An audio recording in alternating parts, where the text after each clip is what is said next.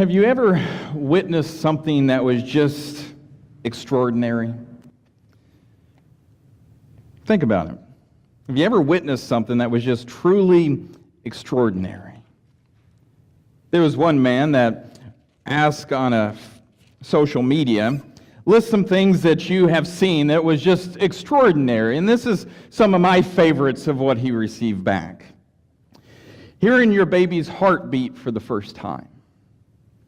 My teenager cleaning his room without being told to.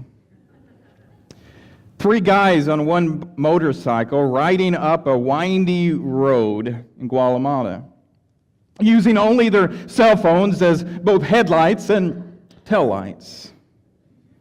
A nonverbal elderly woman that I took care of said, "God is love," shortly before she passed away.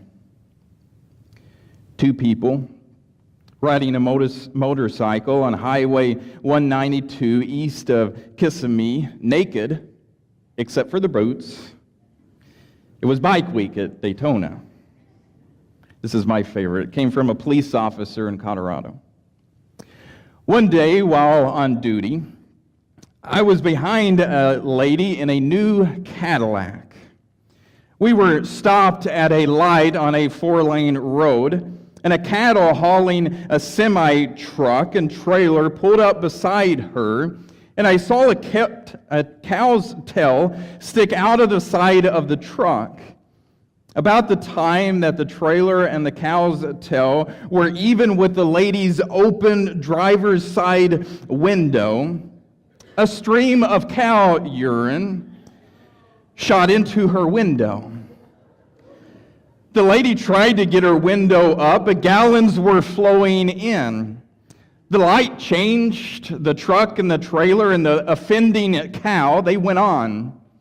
And he said, I stopped to help, to keep her from getting run over until we could get her on the side of the road, but there were little else that I could do. Have you ever seen something that was just extraordinary? We see that in our story today. We're in Luke chapter 5, starting with verse 17. But before we start to dive in deep, I want us to look at how the story starts and how the story ends. In verse 17, it says, on one of those days that Jesus was teaching, this was just an ordinary day. It was a day like much every other day. There was nothing different. It was just an ordinary day. But the end of the story, the people says, we have seen extraordinary things today. It was an ordinary day. But that by the end of the day, the people walked away saying, we have seen extraordinary things today. So what happened? Well, it says, on one of those days, as he was teaching, Pharisees and teachers of the law were sitting there, who had come from every village of Galilee and Judah and from Jerusalem, and the power of the Lord was with him to heal. Now, let me try to set the stage a little bit for you. We know some about the Pharisees. They were very legalistic in their teaching. They thought that they were a lot better than everybody else because of all of the things that they did, and they oftentimes would rebuke Jesus for the things that he would do. I had a youth minister tell me one time, as you're reading through the Gospels and you come across, and the Pharisees, in your mind you should think, dun, dun, dun. I mean, something bad is getting ready to happen.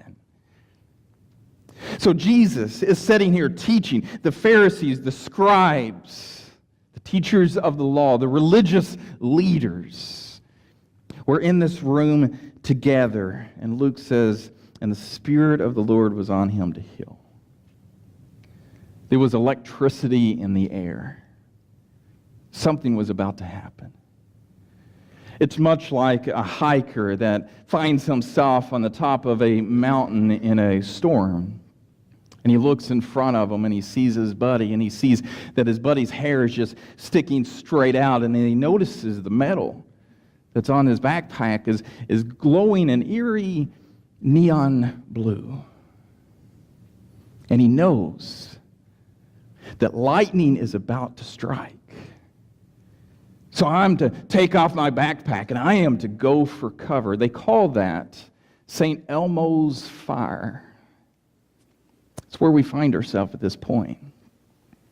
There's electricity in the air. Jesus is teaching. The religious leaders is there. Jesus has the power of healing. Something is about to happen.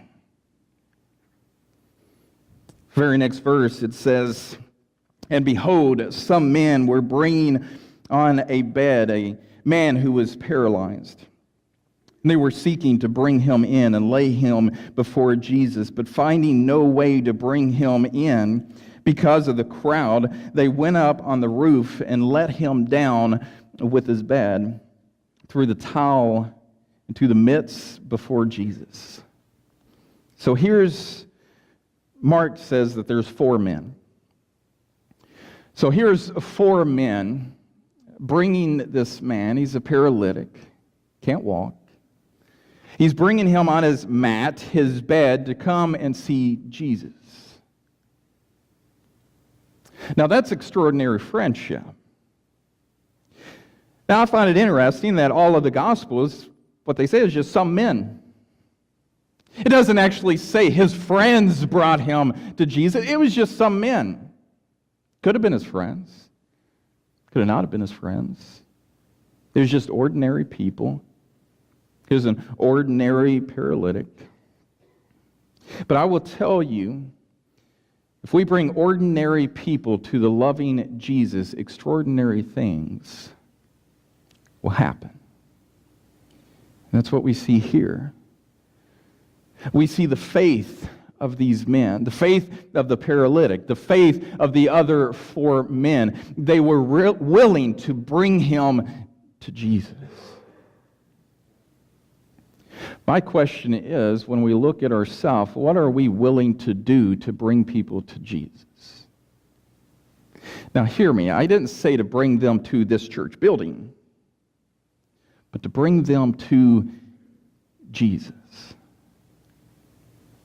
What are we willing to do? They found themselves with an obstacle to overcome. I mean, the house was completely flooded with people. Outside was flooded with people. There was no way to bring this man in. They was faced with this challenge, but did that stop them? No. There was this barrier between them and Jesus, and they were going to do whatever they possibly could to bring that man to Jesus. What barriers stop us today? When we think about bringing somebody to Jesus, what barriers prevent us to do so? It's maybe not a crowded room, but what barriers are there? Maybe disbelief. Some people they don't believe in Jesus. Statistics shows that that's going more and more that way. People who will classify themselves as Christians will go on and say that they do not believe in a personal God. Very few will actually say they believe in a personal God.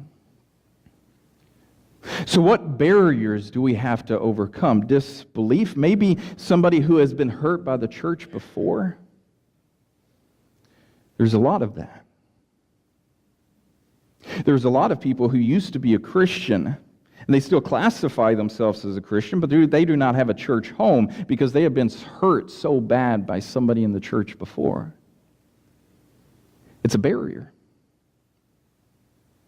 So think about it. What barriers do we have to overcome? And the question is, what are we willing to do to overcome those barriers? These men were willing to climb on top of this house and dig through the roof to get this man to Jesus.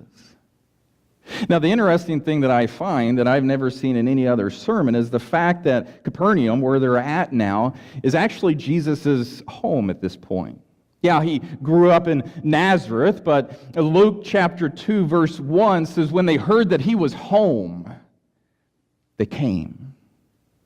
So Capernaum is Jesus' hometown by this point. Now, I don't think Jesus had his own personal home. This could have been Mary's new home, his mother. Could have been Peter's mother-in-law's home. Could have been a very close friend to Jesus. But my question is, when we think about it, would we be willing to dig through the roof and make a big hole in the roof of either Jesus' mother's home or one of his friends? No, what would Jesus do? I mean, if I dug through his roof, what would he do?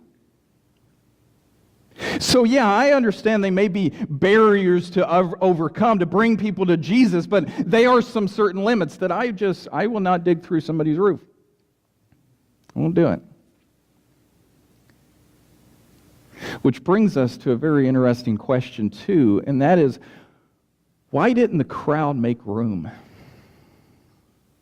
Have you ever thought about that?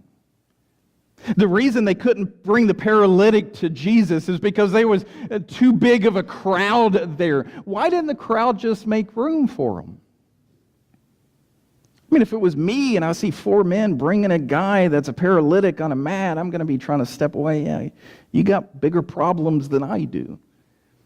Go on. Why didn't they make room and force them to go to the roof? I think it's because they believed their problems or their needs was greater than this man's needs. They cared more about themselves than they did about this man. So it stopped them from even taking a step to the side. Do we think that way at times? That my needs is greater than anybody else's needs? I mean, when we look at the friendship of these 4 men, this wasn't just I'm going to pass by this paralytic. I'm going to give him a little bit of money so that he can survive, and then I'm going to go home just perfectly fine that I have did what I was supposed to do. No, they gave time. They gave their effort. And this wasn't just a small amount of effort. Imagine trying to get a paralytic that is on a mat on a roof. It put them out tremendously. And the question is, are we going to have callous hearts like the people who wouldn't even step aside? Or are we going to have a loving heart like these 4 friends that was willing to sacrifice a lot of themselves to get this man to Jesus? And the question is, what are we willing to sacrifice? Because we said that. I mean, I'd be willing to bring this guy to Jesus, but I'm not going to dig through a roof for this man. I'm not willing to tear down walls for this man. To go through the roof for this man. I'm not willing to give up my preference in music for this man. I'm not willing to give up time and effort to serve in the nursery for somebody else to enjoy worship. We could go on and on with examples. What are you willing to give up, and where are you willing to say, no, that's the line? Because my needs are greater than your needs. Because that's exactly what these men, without stepping aside, were saying. They had greater needs. They had greater wants. But also, when we look at a paralytic, we're getting ready to look at that in a second, why Jesus said, your sins are forgiven. When they look at a paralytic, you know what the religious leaders saw? A sinner. In their belief, if you had an illness or a disability, then either you had sinned or your parents had sinned. So when they see somebody with an illness and a disability, it's because of sin. Which is another interesting point. How much do we love sinners? So once again, when they saw this man who had greater needs than they did, they looked at him and they said, you are a sinner. So my needs are better than yours. How did they care about sinners? How do we care about sinners?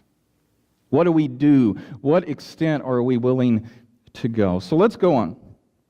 In verse 20, and it says, "And when he saw their faith, he said, 'Man, your sins are forgiven you.'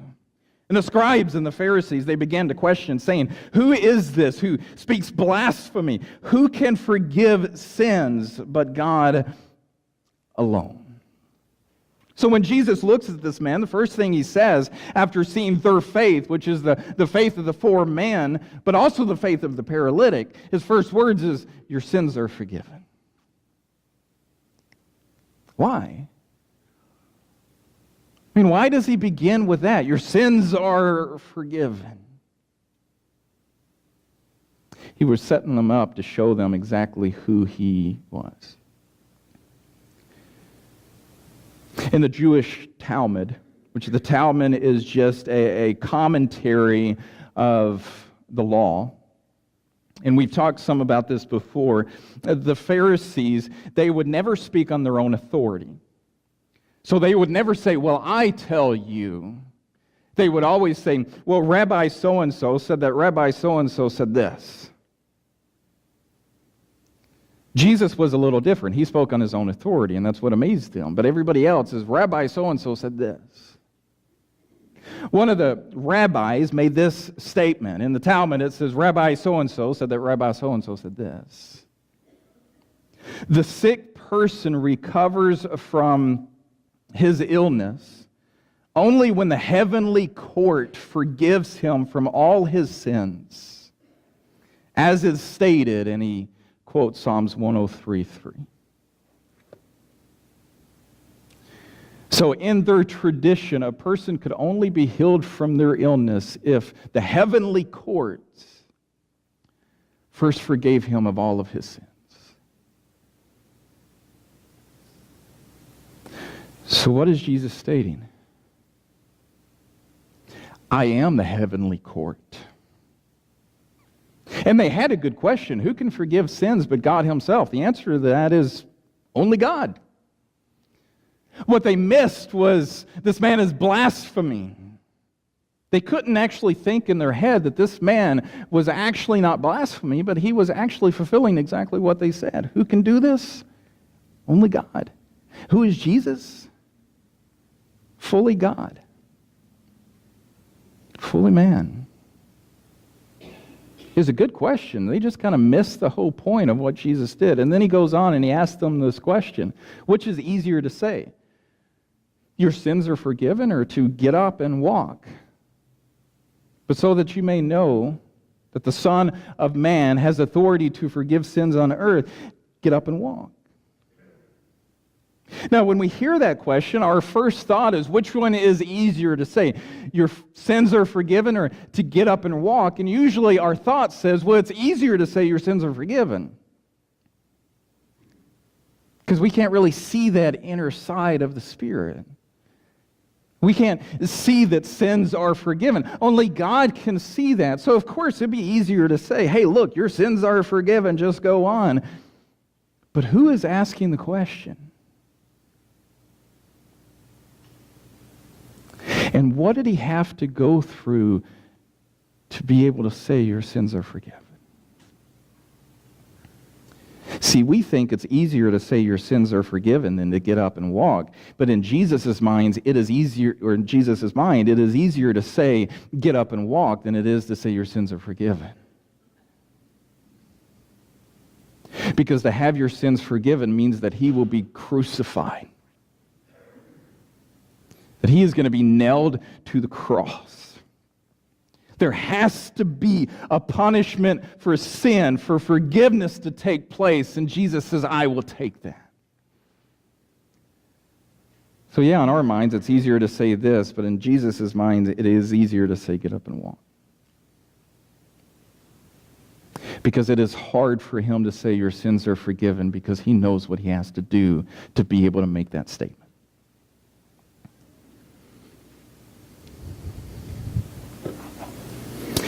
So after he tells them to pick up his bed and go home, it says, and immediately he rose up before them and picked up what he had been laying on and went home. Glorifying God, and amazement seized them all, and they glorified God and were filled with awe, saying, "We have seen extraordinary things today." Of course, when ordinary people is brought into the presence of a loving Jesus, extraordinary things happen. And I love what this man does. Jesus tells him, "Pick up your mat and go home." And he does. I don't think we realize how much faith that would take for him to actually even try. I mean, this guy probably may have never walked in his life. He has to be obedient to at least try to get up. So he's obedient with Jesus, but he also picks up his mat and goes home. What do you think he does when he goes home? You think he just goes home, he's got this completely changed life, and he goes back to how everything was? Or do you believe that he began to tell everybody at his home just how amazing the love of Jesus is? I think that's what he did, because it says he went home glorifying God. When we come into the presence of a loving Jesus, he can do extraordinary things in our life as well. And what should our response be? Obedience, witness, and praise. That's what we see this man doing. We started out the sermon asking, have you ever seen extraordinary things happen? And for me, personally, one of the most extraordinary things to see is a person to come into a loving relationship with Christ. To come and be baptized and to rise anew, have their sins washed away, have the Spirit living within them, and begin to watch their life change over time.